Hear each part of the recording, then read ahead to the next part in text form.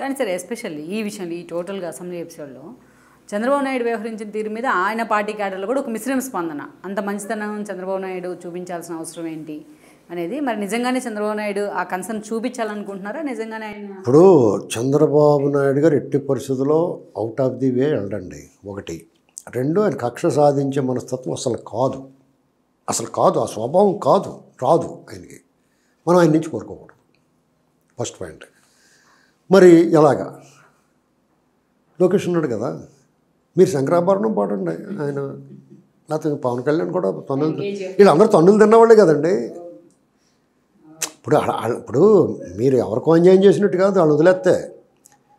ఇప్పుడు తన్నులు తిన్నవాళ్ళు డైరెక్ట్గా కొంతమంది ఉన్నారు, తన్నులు తిని కూడా చెప్పుకోలేని వాళ్ళు ఉన్నారు. మీ మంత్రివర్గంలో కూడా ఉన్నారు ఇప్పుడు వాళ్ళు. మరి వాళ్ళందరూ మరి వాళ్ళకి కూడా కడుపు రగులుతూ ఉంటుంది కదా. అధికారులు చంద్రబాబు నాయుడు కానీ కుప్పం రానివ్వలేదు. ఒకడో సిఐ అని ఏం చేశారు, వీఆర్కి పంపిస్తే మళ్ళీ 5 ఏళ్ళ తర్వాత వచ్చేద్దాం అనుకుంటాడు. ఆయన అరెస్ట్ చేసి జైల్లో పెట్టాలి. మీరు వంక దొరకదా? మీకు వంక దొరకదా అని జైల్లో పెట్టాలంటే?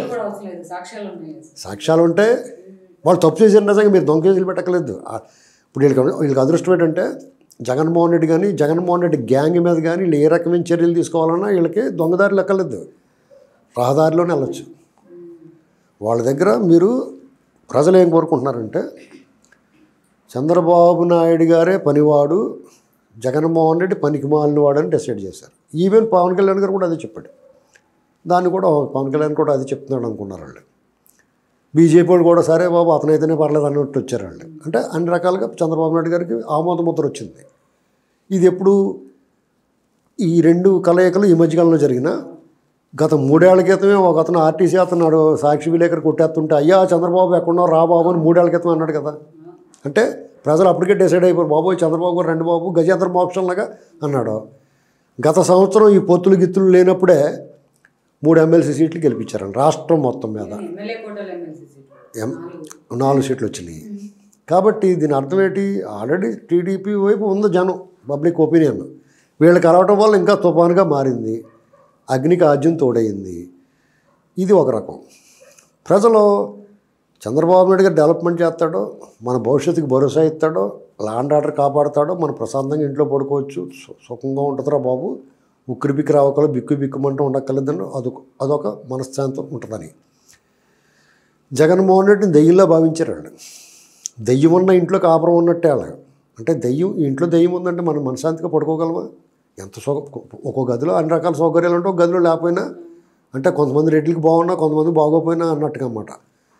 అయినా భయం వేస్తూ ఉంటుంది, ఈ దెయ్యం ఎప్పుడు తలుపుకూడదు అని.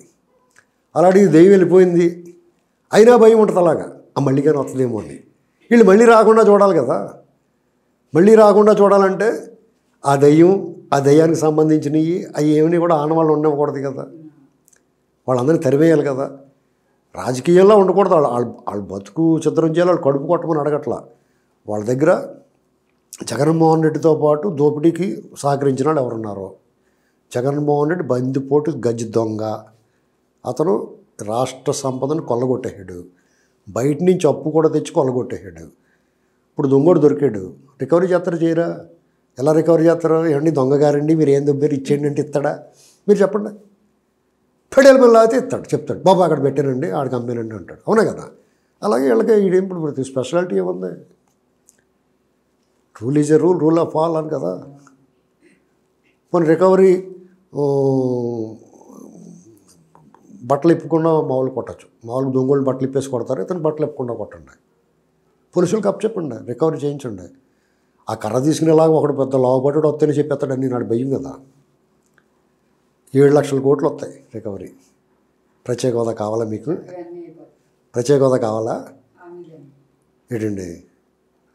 భారత ప్రభుత్వాన్ని మీరు విజ్ఞప్తి చేయొచ్చు, మాకు రావాల్సిన పన్నుల వాటాలో మాకు రావాల్సిన సొమ్ముని ఇంకా పేద రాష్ట్రం అయిన వాళ్ళు అది మా సోదర రాష్ట్రం తెలంగాణకి ఇచ్చేయండి అని చెప్పచ్చు ఉదారంగా. ఈ దొంగల దగ్గర రికవరీ చేసి ఆ మాట చెప్తే తెలంగాణ ప్రజలు కూడా సాహో ఆంధ్ర భోజా అని చెప్పేసి నీకు మంచి పాటలు పడతాం.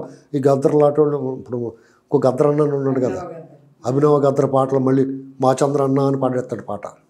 నిజం. Please share, like and subscribe south first Telugu channel.